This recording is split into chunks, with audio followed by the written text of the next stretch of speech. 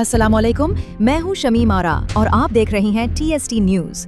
پہلی خبر شمالی وزیرستان سے آ رہی ہے، جہاں سیکورٹی ذرائع کے مطابق میر علی کے قریب ایک خودکش حملہ آور نے بارود سے بھری گاڑی سیکورٹی فورسز کے کیمپ کی دیوار سے ٹکرا دی۔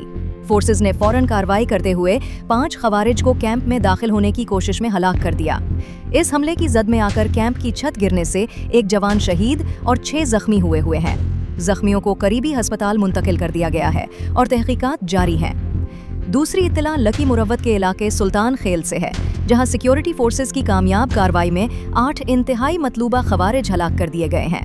مقامی اہلکاروں کا کہنا ہے کہ یہ کارروائی مقامی امن و امان کی بحالی کے لیے کلیدی ہے اور متاثرہ علاقوں میں سیکورٹی ہائی الرٹ برقرار ہے۔